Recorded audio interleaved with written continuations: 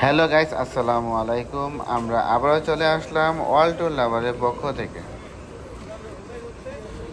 আমরা পুনরায় medical visa নিয়ে কিভাবে ইন্ডিয়া গেলাম এবং ইন্ডিয়া মেডিকেল ভিসায় গেলে বর্তমান সময়ে ইমিগ্রেশনে কি কি ঝামেলা পোহাতে হবে তা না জানলে পড়তে পারেন মহাবিপদে।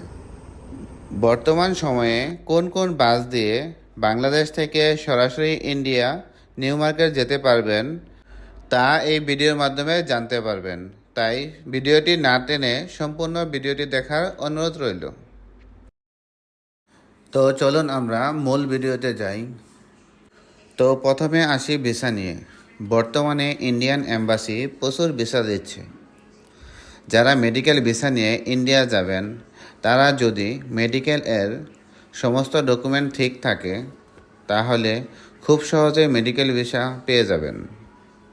আর যারা ফেক ডকুমেন্ট দিয়ে মেডিকেল ভিসা করতে চান তাদের জন্য দুঃখের বিষয় এই যে বর্তমানে Indian high commissioner medical document দেখার জন্য ডাক্তার নিয়োগ দিয়েছেন। তাই ফেক ডকুমেন্ট দিয়ে কোনো ভিসা হয় না, বরং রিজেক্ট হবেন। একটি বিষয় মাথায় রাখবেন, বর্তমানে ট্যুরিস্ট ভিসা এখনও চালু হয়নি, তবে medical visa, double entry visa, student visa এখনও চালু আছে। তো তারপর আসা যাক দ্বিতীয়, যে প্রথমেই বলেছিলাম যে কি ডকুমেন্ট সাথে না নিয়ে গেলে পড়তে পারেন মহাবিপদে।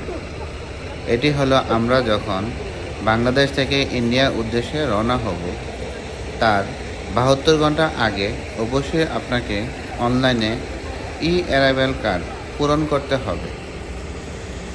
অনলাইনে অ্যারাইভাল কার্ড পূরণ করা না থাকলে ইমিগ্রেশনে পড়তে পারেন মহাবিপদে।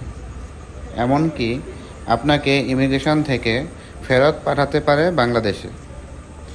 তাই অবশ্যই আপনি যে তারিখে ইন্ডিয়া বর্ডার ক্রস করবেন তার 72 ঘন্টা আগে ফর্মটি পূরণ করে সাথে নিয়ে যাবেন।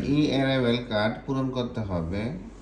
এই অ্যারাইভাল কার্ডের প্রথম অংশটুকু হলো আপনি যখন ইন্ডিয়া থেকে বাংলাদেশে আসবেন তখন তা পূরণ করতে হবে। তো আমরা এখন নিচের দিকে যাচ্ছি। তো নিচে দেখেন এখানে লেখা আছে পাসপোর্ট ডিটেলস। এখানে আপনার ফুল নেম লিখতে হবে পাসপোর্টে যেভাবে দেওয়া আছে, তারপর ন্যাশনালিটি, তারপর দেওয়া আছে পাসপোর্ট নাম্বার। আপনার সাথে যদি আপনার পাউস যায় তাহলে পাউসের নেম, অ্যারাইভাল ডেট, আপনি কত তারিখে যাবেন সেই ডেট। এখানে দেখা যাচ্ছে country visit in last 6 day, মানে 6 দিনের ভিতর যদি কোনো দেশ গিয়ে থাকেন তাহলে ইয়েস, আর না হলে নো কান্ট্রি ভিজিট ক্লিক করবেন। তারপর অ্যাড্রেস ডিটেলস, আপনি ইন্ডিয়াতে গিয়ে যে ঠিকানা থাকবেন ওই অ্যাড্রেসটি দিতে হবে। তারপর কন্ট্যাক্ট ডিটেলস, ইমেল নাম্বার এবং ইন্ডিয়ান মোবাইল নাম্বার আপনার এখানে দিতে হবে। ইমার্জেন্সি নাম্বার এখানে বাংলাদেশের নাম্বার দিবেন এবং সাথে যদি লোক যায় তাহলে অ্যাড মেম্বার দিয়ে অ্যাড করে নেবেন। তারপর অ্যাকসেপ্ট করে সাবমিট দিবেন, তাহলে আপনি অ্যারাইভাল কার্ড পেয়ে যাবেন। অনেক কম সময়ে আপনি ইমিগ্রেশন ক্রস করতে পারবেন। তারপর আসা যাক ঢাকা টু কলকাতা সরাসরি বাস সার্ভিস। বর্তমান সময়ে medical visa, double entry visa, কিছু বিজনেস ভিসা চালু রয়েছে। তাই বর্তমানে বাংলাদেশ থেকে প্রচুর লোক যাচ্ছে ইন্ডিয়াতে। বাংলাদেশ থেকে ইন্ডিয়াতে কিছু সরাসরি বাস সার্ভিস চালু রয়েছে, তা হলো শ্যামলী, বিআরটি এবং সৌহার্য বাস সার্ভিস। এখন থেকে বাংলাদেশ থেকে সরাসরি ইন্ডিয়া কলকাতা নিউ মার্কেট পর্যন্ত যেতে পারবেন। আশা করা যাচ্ছে কিছুদিনের মধ্যে ইন্ডিয়া এবং বাংলাদেশ ট্রেনের ব্যবস্থা পুনরায় চালু হবে। তো প্রিয় দর্শক, এখন আমরা বেনাপোল স্থলবন্দরের উদ্দেশ্যে সামনের দিকে অগ্রসর হচ্ছি। তো আপনারা আমাদের সাথে থাকেন এবং দেখতে থাকেন আমরা কিভাবে বেনাপোল স্থলবন্দর পার হতে যাচ্ছি। এই হলো বেনাপোল স্থলবন্দর। সকাল না হতেই বেনাপোল স্থলবন্দরে মানুষের ভিড় লেগে যাচ্ছে। এখানে যে সিরিয়ালটা দেখতে পাচ্ছেন এটি হলো বেনাপোল স্থলবন্দরের সিরিয়াল। এখানে আপনি বাংলাদেশ ইমিগ্রেশন ক্রস করার জন্য সিরিয়ালে দাঁড়িয়ে আছেন। একের পর এক লোক ভিতরে ঢুকছে এবং ওই পারে যাচ্ছে।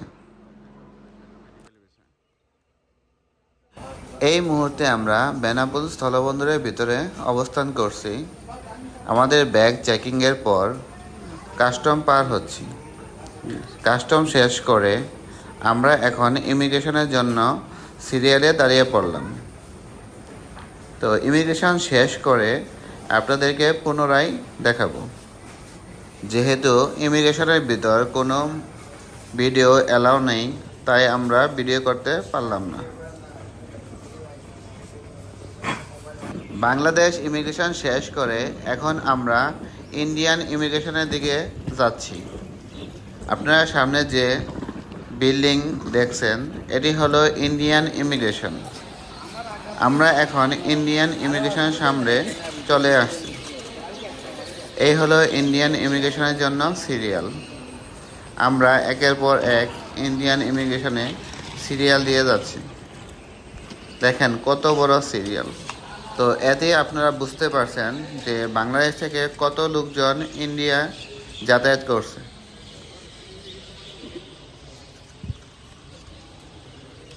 ইন্ডিয়ান স্থলবন্দরটি অনেক সুন্দর। এখনও ইন্ডিয়ান স্থলবন্দরে কাজ চলছে। এই হলো ইন্ডিয়ান স্থলবন্দর। যেহেতু ইন্ডিয়ান ইমিগ্রেশনে কোনো ভিডিও করা নিষেধ, তাই আমরা ভিতরে কোনো অংশ ভিডিও করতে পারি নাই। আমরা এখন ইমিগ্রেশন শেষ করে ইন্ডিয়াতে চলে আসছি। তো ইমিগ্রেশনে অ্যারাইভেল দেখার সাথে সাথেই আমাদের খুব বেশি সময় নেয়নি। অল্প কিছু সময়ের ভিতরে আমাদের ইমিগ্রেশন শেষ হয়ে যায়।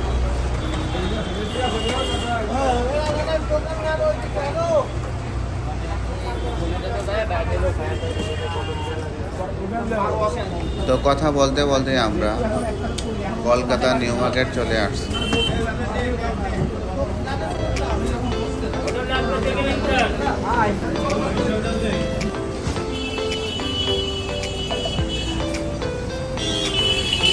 তো আজ এই পর্যন্তই। সকলে ভালো থাকবেন এবং আমাদের ওয়ার্ল্ড ট্যুর লাভারের পাশে থাকবেন। বেশি বেশি করে শেয়ার করবেন, সাবস্ক্রাইব করবেন। আল্লাহ হাফেজ।